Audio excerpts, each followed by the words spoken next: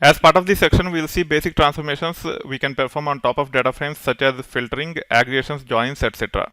And we will be using Spark SQL as the interface to perform these operations. We will also build end-to-end application by taking a simple problem statement. Application is a bit big word. We can actually say solution rather than saying application. So let me change it to solution here. So we'll build end-to-end solution by taking a simple problem statement. Here is the agenda for this section. First, we'll start with Spark SQL overview. So we'll actually emphasize on some of the standard transformations which can be taken care using Spark SQL. Then we'll define problem statement. The way the problem statement is designed is to cover all the important basic transformations which we typically use on regular basis.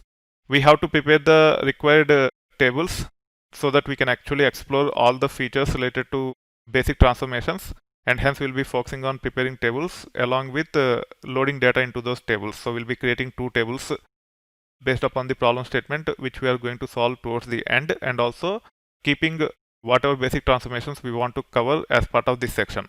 Then we will actually talk about projecting the data using select clause, filtering the data using where clause, joining datasets using join with on. We will also talk about performing aggregations. We will cover both global aggregations or total aggregations as well as by key or grouped aggregations. Finally, we will see sorting the data, and then we'll actually talk about the final solution as conclusion.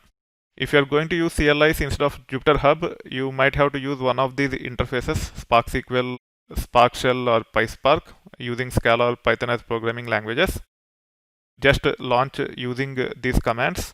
If it is Spark SQL, whatever I am going to demonstrate as part of the Jupyter Hub, you just have to copy paste and run directly in Spark SQL. If it is Spark Shell or PySpark, you have to use the spark.sql function, pass the query or command as string, and then finally you have to invoke show function to actually see the results if you want to see the results.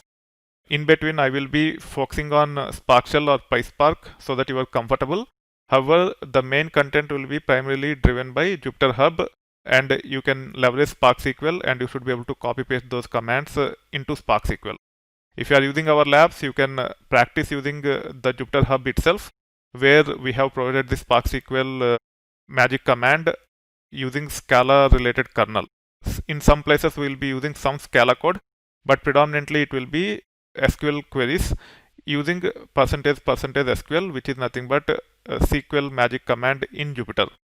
So stay tuned and learn how to perform all the basic transformations using this section. This section will not cover the key aspects with respect to DDL and DML, and also all the important functions we have to apply row level transformations. Those will be covered as part of the subsequent sections. First, we will focus on basic transformations. Then we will get into DDL and DML. Then we will actually talk about all the important functions. Then we will get into some advanced topics such as window functions. Then we will conclude the overall module of processing data using Spark SQL.